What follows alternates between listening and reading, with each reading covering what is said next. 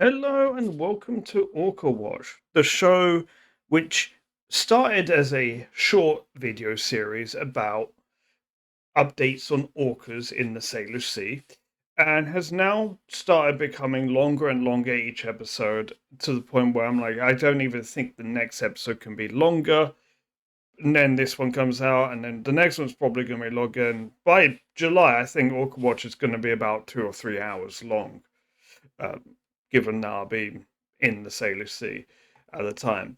So let's start with our Orca of the Month, shall we? Our Orca of the Month for the month of May is kind of a special one for me.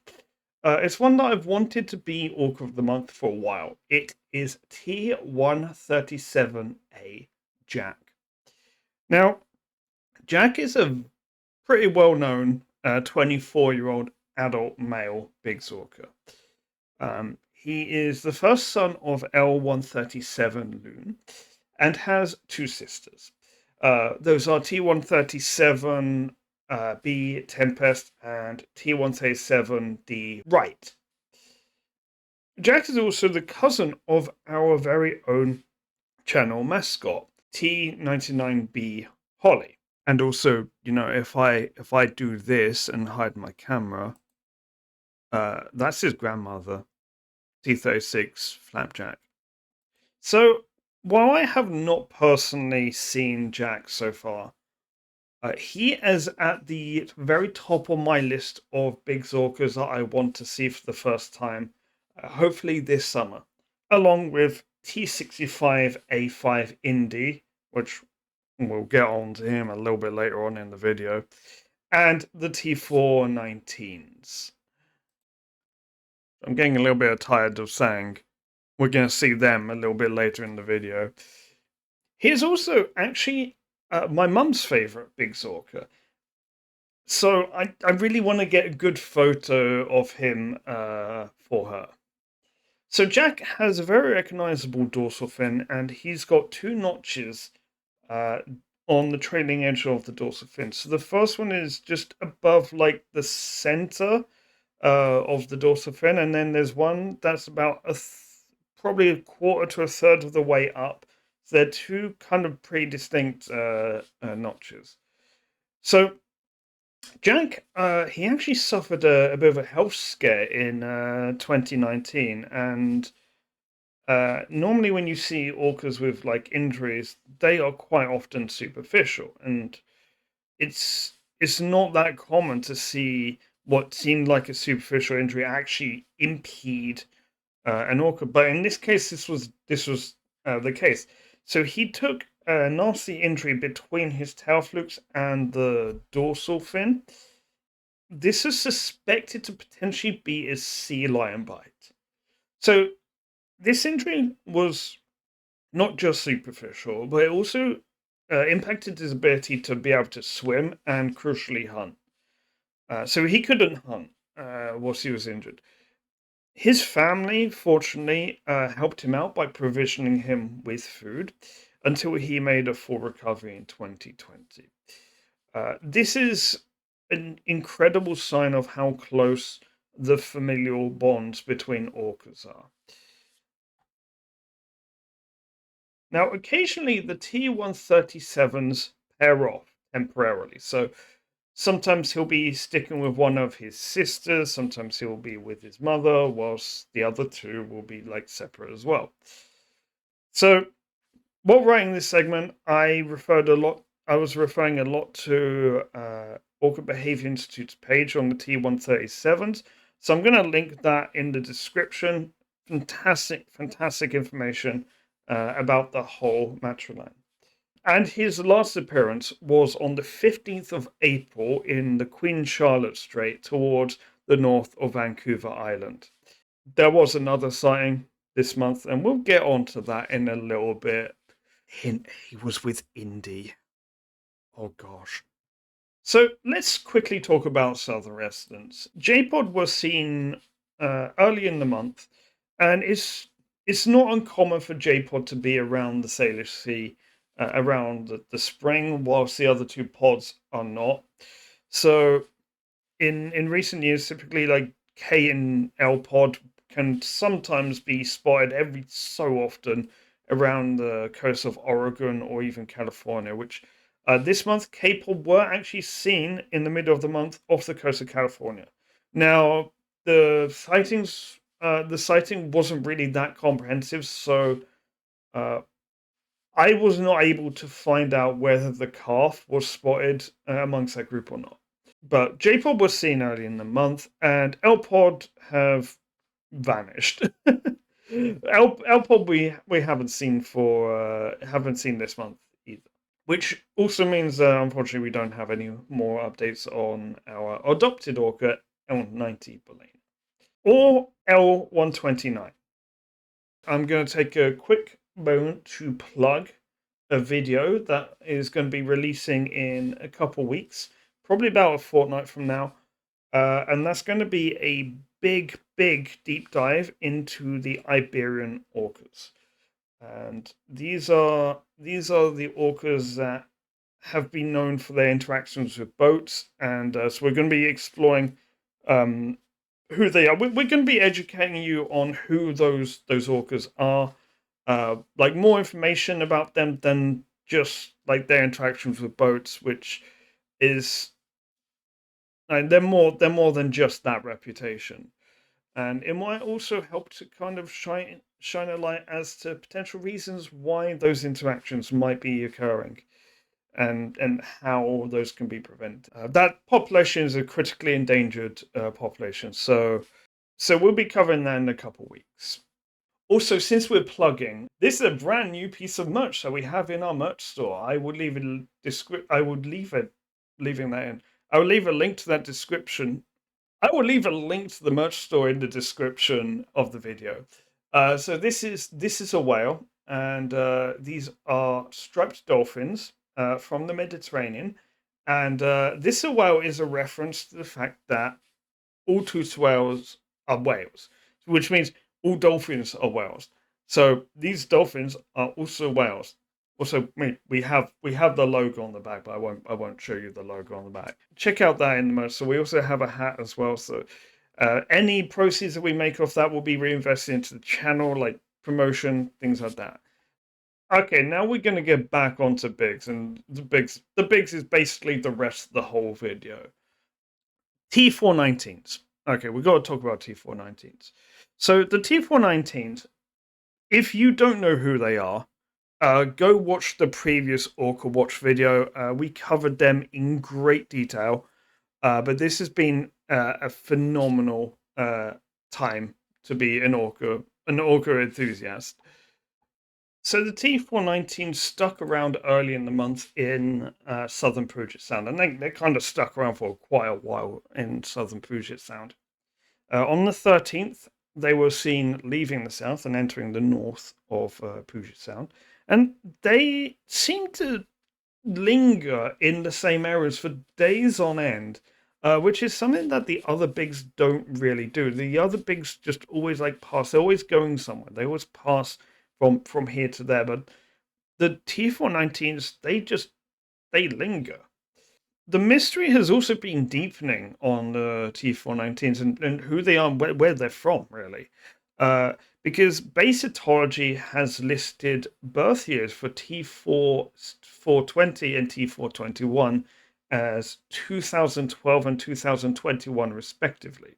Now, the question on this has been asked within the Sailor Sea Community Hub, and it would appear that these are estimates based on the body size of these two individuals, because they're not fully grown yet. However, the mother T419 is fully grown, so estimating her age is a lot more difficult. It's also nigh on impossible to be able to predict if T420 is her first calf or not.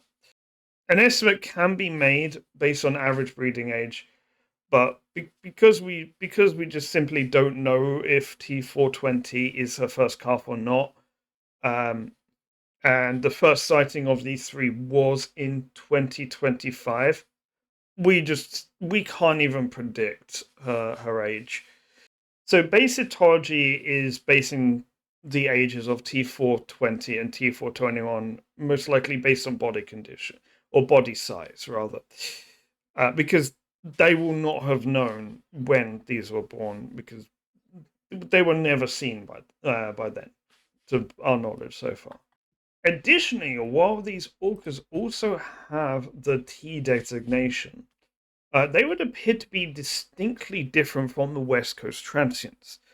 A comment by Jared Towers of Basicology clarified that the T419s do not share DNA, call types, or habitat with West Coast transients. Well, at least not sharing habitat for the time being. I mean, at this point, maybe it's like a camping ground. It's like a temporary habitat for them right now in the Salish Sea. So this is really turning into a proper whale mystery. They started traveling up towards the San Juan Islands towards the mid to late of the month, appearing in the east of the Strait of Juan de Fuca. Finally, towards the end of the month, they actually went back into Puget Sound. Now, my theory is that they were probably told that enthusiasts in the San Juan Islands and researchers wanted a chance to see them too, and they were considerate enough to allow themselves to be viewed for a period of time. By the way, that's a massive anthropomorphization. I sometimes say we do anthropomorphizing to allow ourselves a way to understand it in our terms. Yeah, don't try and apply that. What I said before, joke. So on to some big orcas that we do know a little bit about. T65Bs have been seen at the start of the month, and again during the middle of the month. T36Bs were also again early in the month and later on. Now for the T99s. So for the time being, I'm no longer going to give specific updates on T36 or T99B individually because right now they're traveling with their pods. So T99B is traveling with the T99s, T36 is traveling with the T36Bs. So for the time being, we're not going to give like individual updates on those whereabouts, but we're gonna just say like where the match line has been just in general. So the last time they've been seen, they were kind of to the east of Vancouver Island, close to the Campbell River entrance. And that was in the middle of the month. Now I'm going to talk about a couple tea parties. Now these weren't all of the tea parties. There were quite a few, but in the so particularly I want to talk about on the 4th of April. There are two separate tea parties, one in the Strait of Juan de Fuca and one in the Strait of Georgia. So in the Strait of Juan de Fuca, we had the T19s, T49Bs minus T49B2 and T49B4, T117A, the T117Bs, and T172. On the same day in the Strait of Georgia, two of my favorite match lines were traveling with the T49As, the T65Bs and the T99s. Some other interesting instances of various whales. T167A and T167B were also some rare additions this month. Most often they are seen around the southeast of Alaska. Another pairing was T51 and T49A2, and they were spotted together.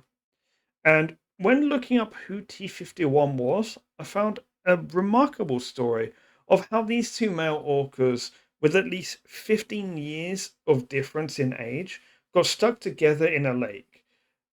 This month, fortunately, they were not stuck in a lake.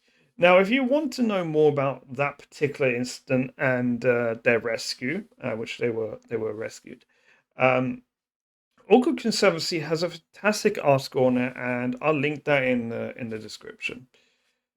Now, I also want to say that the more and more I cover these orca sightings, the more I'm discovering just how important counting the number of whales is, as well as the number of adult males that you can see and easily identify, the amount of calves, and just easy to identify individuals as well. These observations are really important in being able to quickly identify orca groups. So, for instance, if T99B is spotted, who has a very easily recognizable dorsal fin, it's quite often the T99s. And just spotting her brother T99C can also just confirm this, that these are the T99s. And then it's just all about confirming the rest of the identities. Another example is if 3 whales are spotted, it could well be the T419s at the moment, and that's why everyone's mind goes to. However, there's a problem with this. And the problem is that you always have to account for an excess adolescent male to be in the group. Because there's every possibility that Indy has just popped up somewhere completely unexpected. And this brings us to a brand new mini segment in Orcawatch called Indy Watch.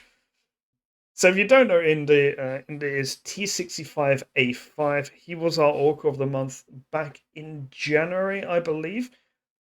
So this month he was actually seen on the 3rd and 4th of April. The 3rd of April, he was reported to be 2 Orcas. This actually just has the possibility of being Indy and Indy being the 2 Orcas spotted. On the 4th of April, he was spotted with our Orca of the month, T137A Jack, and the rest of the T137s. Indy's brother, T65A3, was also spotted traveling alone at times as well. Now, what I'm going to put on screen here are the rest of the Bigg's Orcas that were spotted during this month. These are sightings from the north of Vancouver Island, all the way down to the Puget Sound. But we're not going to cover those on the outer coast or in Oregon or over in Alaska because we will be here all day. So if you wanna just quickly reference, we're not going to read these out audibly, but you'll get them on screen.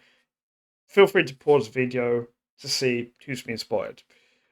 And with that, I want to thank everyone so much for watching, and have a fantastic rest of your day.